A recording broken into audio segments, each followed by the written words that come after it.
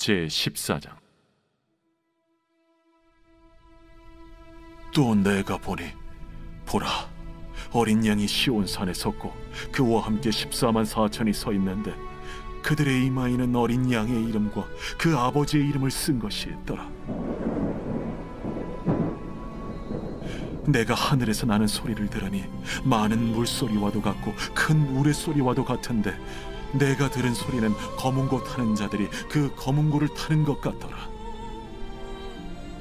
그들이 보좌 앞과 내 생물과 장로들 앞에서 새 노래를 부르니 땅에서 속량함을 받은 14만 4천 밖에는 능히 이 노래를 배울 자가 없더라.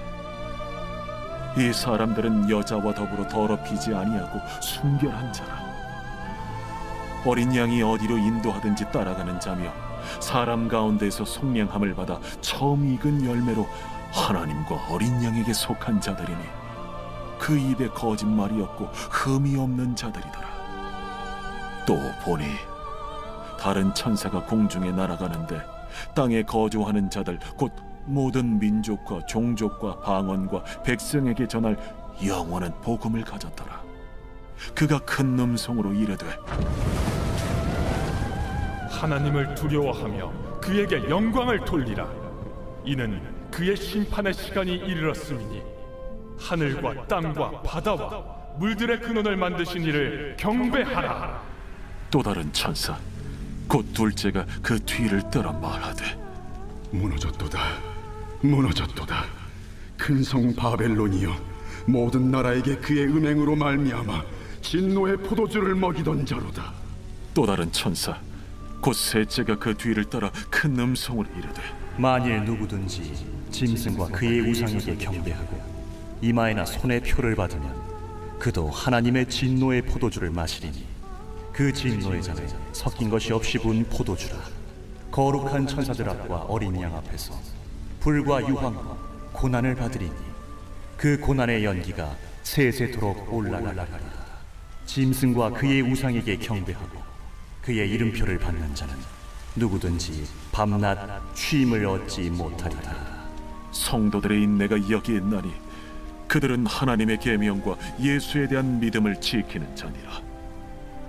또 내가 들으니 하늘에서 음성이 나서 이르되 기록하라. 지금 이후로 주 안에서 죽는 자들은 복이 있도다 하시매 성령이 이르시되 그러하다. 그들이 수고를 그치고 쉬리니 이는 그들의 행한 일이 따르니라 하시더라. 샬롬, 여러분 반갑습니다. 오늘도 큐티로 여는 기막힌 하루입니다. 오늘 우리에게 허락하신 본문은 요한계시록 14장 1절부터 13절까지 말씀입니다. 요한계시록을 시작한 지가 어제 같은데 벌써 14장을 하는 날이 되었습니다.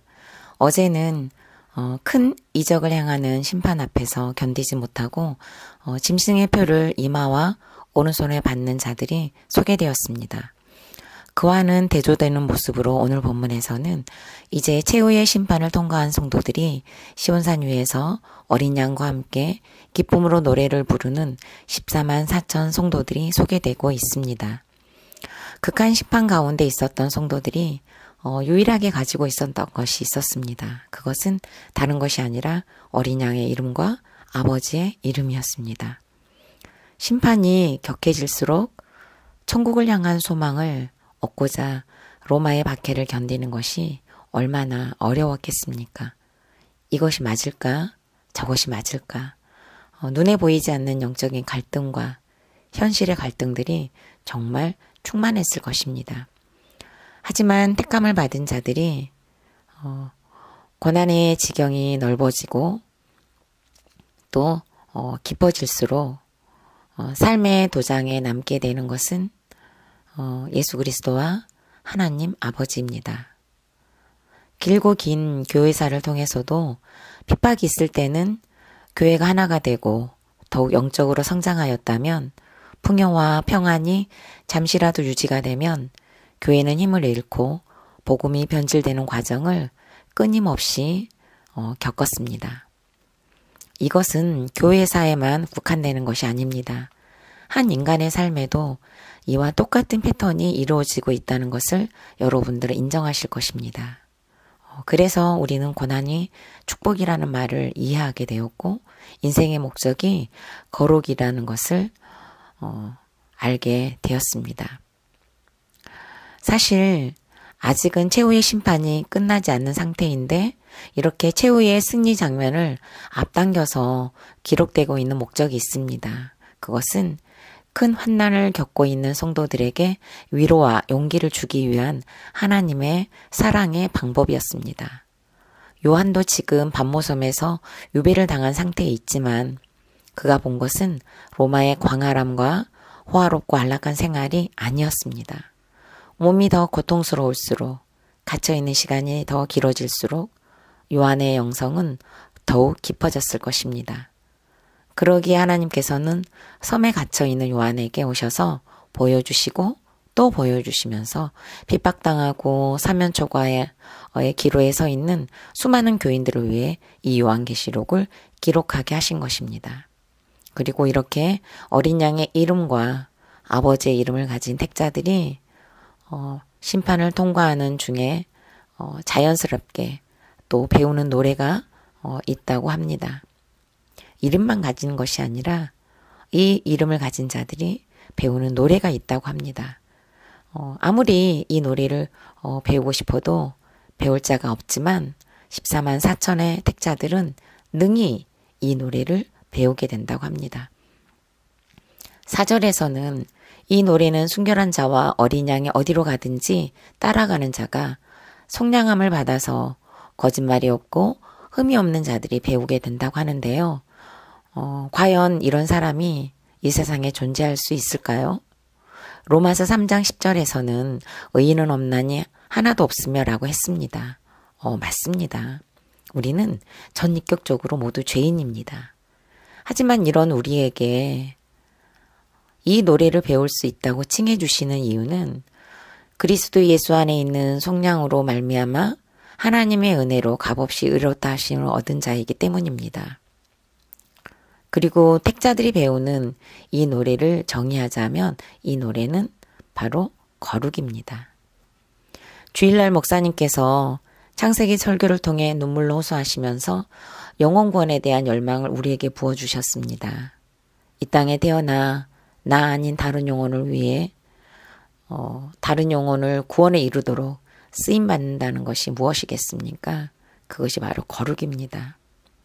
이것이 택자들이 불러야 하는 유일한 노래인 것입니다. 예수님을 모르는 사람들은 아무리 배우고 싶어도 배우지 못하는 노래가 바로 이 거룩입니다. 그렇기 때문에 우리가 바로 이 노래를 배우고 이 노래를 불러야 하는 것입니다. 저는 어느 날 교회 가는 길에 그 앞에 산이 보이는 것을 다른 날에 비해서 좀 다르게 인식이 되면서 그 산을 보게 되었습니다. 그 산에는 크고 작은 나무들이 있었고요. 또 다양한 자리에서 각자의 자리에서 어우러져서 그 풍경이 참 예쁘고 멋있었습니다. 그런데 갑자기 드는 생각이 내가 만약 나무라면 저 산에 있는 나무라면 나는 어디에 있는 나무이고 어떤 나무일까? 라는 생각이 들면서 발을 멈추면서 생각에 잠시 잠겼었습니다.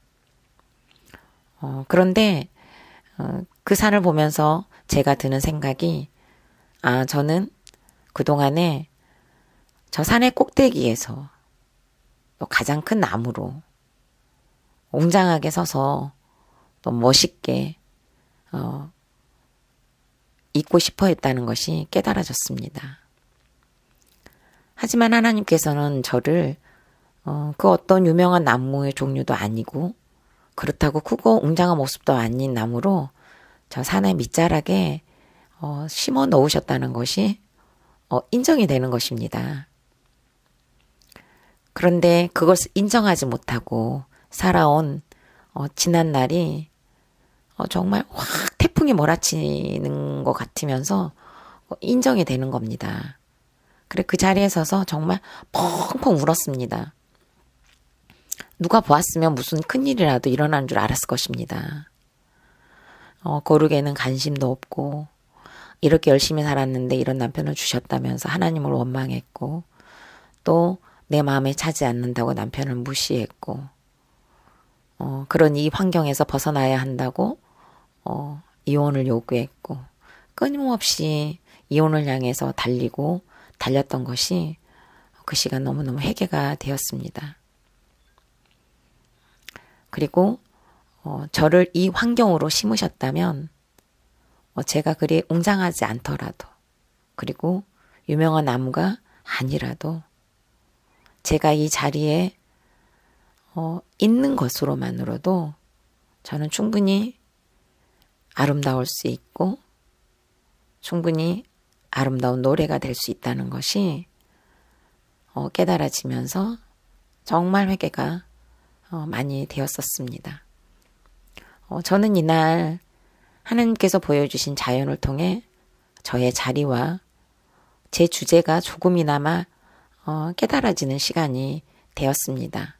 그 무엇보다도 영혼권을 위해 아내의 자리와 엄마의 자리에서부터 이 노래를 능히 배울 최고의 악보가 바로 이 환경이라는 것이 인정되었습니다. 그리고 지금 이 환경에서 제가 불러야 하는 노래야말로 저에게 있어서는 가장 아름다운 노래이고 저에게 있어서는 가장 웅장한 노래라는 것이 인정이 되는 영적인 자존감 회복되는 시간이기도 했습니다. 그래서 지금의 남편을 주신 하나님께 감사하는 시간이 되었고 남편을 돕지 못했던 것이 정말로 크게 회개가 되는 시간이 되기도 했습니다. 질문해 보겠습니다. 여러분은 누구의 이름으로 구원을 받으셨습니까? 그 이름을 위해 살고 계십니까? 그 이름을 노래하고 계십니까? 천하의 구원받을 다른 이름을 우리에게 주신 적이 없는 예수 그리스도를 오늘 또 노래하는 하루이길 소망합니다. 자, 이제 요한이 또 다른 것을 보았습니다.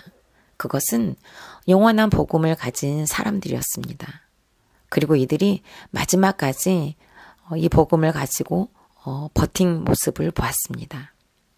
결론으로서 성도는 인내함으로 승리한다는 말을 덧붙이고 있는 것입니다. 한편 믿고 인내하는 자들이 거둘 승리는 이미 1절부터 5절에 소개가 되어 있습니다. 그렇지 않는 자들이 당할 패배는 8절부터 11절 사이에서 무너졌도다 무너졌도다 큰 성 바벨론이여 라고 말씀하십니다. 저희 딸은 지난주 목요일을 기점으로 수시를 접수한 8개 학교에서 모두 떨어지는 큰 성 바벨론이 무너지는 사건이 임했습니다. 그날 본문은 요한계시록 11장 1절에서 2절입니다. 이 말씀을 통해 마지막 남은 희망의 실마리가 뚝 끊어지는 것을 확인했습니다. 본문은요. 또 내게 지팡이 같은 갈대를 주며 말하기를 일어나서 하나님의 성전과 제단과 그 안에서 경배하는 자들을 측량하되 성전 바깥 마당은 측량하지 말고 그냥 두라. 이것은 이방에게 주었은즉 그들이 거룩한 성을 42달 동안 짓밟으리라. 아멘. 학원에서도 거뜬히 합격할 것이라는 평판이 무색하게 한 학교에서도 합격의 소식이 들려오지 않고 완전히 무너지는 입시가 되었습니다. 실기로 측량을 받았으나 이방인에게 준 바가 된 것처럼 짓밟히는 말씀이었습니다. 부태떨감의 적용을 힘들게 하는 시간이기도 했습니다. 그리고 딸은 방에서 나오지 않는 모습을 보며 저는 저 나름대로 자식이 무너지는 모습을 지켜본다는 것이 너무 힘들고 고통스러운 시간이기도 했습니다. 딸은 완전히 자존심이 꺾였다면서 밖에 나가는 것이 두렵기까지 하다고 했습니다. 저에게 있어 딸을 자랑하고 싶어 했던 큰 성 바벨론이 이렇게 잔뿌리까지 뽑히게 되고 무너져 짓밟히는 사건이 임하니 그날 요한계시록 11장 13절 말씀이 참 달게 느껴지고 그 말씀이 사모가 되었습니다. 그때 큰 지진이 나서 성 3분의 1이 무너지고 지진에 죽은 사람이 7천이라. 그 남은 자들이 두려워하여 영광을 하늘의 하나님께 돌리더라. 이 말씀이 정말 영원한 복음이 되기를 바라는 시간이 되었습니다. 비록 수시의 불합격으로 큰 지진이 일어나고 합격할 것을 장담했던 바벨론 같은 큰 성이 무너졌지만 이 일을 통해 남은 자가 되어 엄마가 되는 양육을 받고 딸도 역시 남은 자가 되어 비록 두려워하지만 비록 두려움 속에 있지만 구속사를 담아내는 인침을 받는 시간이기를 소망하게 되었습니다. 하나님께서는 오늘 본문 13절 말씀을 통해서도 우리에게 위로를 하고 계십니다. 제가 천천히 읽어드리겠습니다. 또 내가 들으니 하늘에서 음성이 나서 이르되 기록하라. 지금 이후로 주 안에서 죽은 자들은 복이 있도다 하시매 성령이 이르시되 그러하다. 그들이 수고를 그치고 쉬리니 이는 그들이 행한 일이 따름이라 하시더라. 아멘. 주 안에서 죽은 자들은 누구를 가리킬까요? 그것은 이 당시 도미티아누스 황제에 의해서 가슴 핍박을 당했던 그리스도인들의 순교를 말합니다. 뿐만 아니라 그 당시 생명의 위협을 느끼며 극한의 두려움과 싸워가며 믿음을 지키기 위해 고군분투하는 믿음의 형제들을 위로하는 것이었습니다. 그뿐이겠습니까? 오늘을 살고 있는 우리에게도 주 안에서 죽는 자들은 복이 있다고 하십니다. 지금은 총을 들고 우리의 생명을 위협하거나 하진 않으나 그 못지않는 각자의 숨막히는 고난을 견디며 구원을 위해 화를 참아야 하고 구원을 위해 무시를 당해야 하고 손해를 보아야 하는 것들이 주 안에서 죽는 적용이 될 것입니다. 저희 가정에서는 자랑하고 싶어 했던 합격이라는 욕심을 주 안에서 죽이면서 불합격의 시기를 잘 버티는 것이야말로 잘 쉬는 적용이 될 것입니다. 질문해 보겠습니다. 여러분에게 무너진 사건은 무엇입니까? 무너진 그곳에 자리 잡은 것은 무엇입니까? 있어야 할 일이라는 것이 인정되십니까? 그리고 죽어지지 않는 감정은 무엇입니까? 질기고 뻣뻣한 그 감정을 주 안에서 녹일 수 있는 방법은 날마다 주어진 말씀이라는 것이 인정되십니까? 자, 이제 12월 7일 보석 상자입니다. 누군가의 인생이 성공했다고 말할 수 있는 최종적인 기준은 구원입니다. 구원을 얻지 못하면 어떤 인생도 실패한 인생입니다. 아멘. 기도드리겠습니다. 살아계신 하나님, 저는 지난날 저의 이름이 드러나길 원했던 야망과 성공이 주된 목표가 되었던 시간을 보냈습니다. 구속사의 말씀으로 훈련을 받으면서도 딸의 수시의 때에 세상의 평판에 귀가 어두워 딸의 그림 실력이 큰 성 바벨론이 되어 예수님의 이름을 빙자한 딸의 이름과 저의 이름이 빛이 나길 바랬습니다. 하지만 속지 않으신 하나님께서 모든 학교에서 불합격의 소식으로 큰 성 바벨론을 무너뜨려 주시고 오로지 말씀을 붙잡을 수 있도록 사방을 막아주셔서 감사드립니다. 붓대떨감의 적용을 힘들지만 할 수 있는 믿음을 주시고 무너지고 짓밟힌 때를 잘 버티는 힘을 말씀 안에서 얻을 수 있도록 주 안에서 잘 죽어지는 자가 되는 길로 인도하여 주옵소서. 예수님의 이름으로 기도드립니다. 아멘.